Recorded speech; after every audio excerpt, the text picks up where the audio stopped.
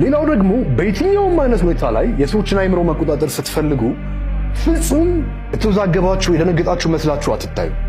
በምንም አይነት ተአምር ማለት ነው። ሰዎች ምንም አይነት ነገር እናንተ ላይ ቢያደርጉባችሁ ምንም ነገር አክት እንዳታረጉ። ያ ነገር እንደረበሻችሁ ጀስት የምታደርጉትን ነገር ቀጥሉ።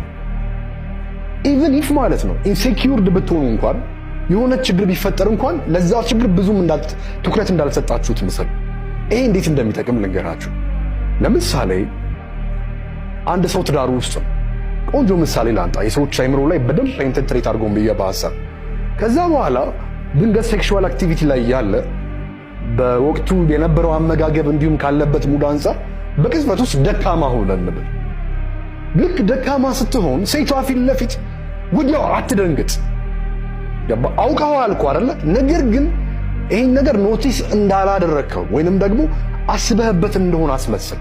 ውዝግቡን ለሷ ተው እንጂ አንተ አታረጋግጥላት። እንዴ ባሪ ደካማ ሆነ እንዴ ምን ሆኖ ባንዴ እንደዚህ ሆኖ ስትልህ አንተ ወዲያው ድንግጥግጥ እርብትብት ብለህ ይሄ ያሰበችውን የመጀመሪያውን ሐሳብ አታረጋግጥላት።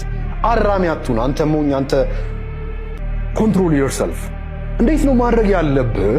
ልክ ያ ሁኔታ ሲፈጠር እዛው ላይ ኖርማላይዝ አድርገው የሆነ አስበህበት እንዳደረከው ዩሲ። እንዲሁም ደግሞ ተለምዳይ ከሆነው ኢንተርኮርሳችሁ የተለየ ካራክተር ለመፍጠር እየሞከርክ እንደሆነ አክት ማድረግ ጀምር እንጂ አትደንግጥ። አይምሮዋ ላይ ያለውን ሐሳብ አታረጋግጥላት አንተ ለሷ ማለት ነው።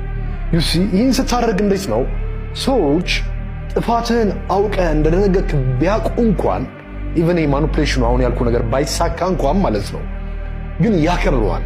ዩሲ ያከብረዋል። ነገሩን ችላ ብለህ ወደ ሌላ አቅጣጫ ለመውሰድ የሞከርክበትን ርቀት በእጅጉ ያደንቁልሃል ማለት ነው።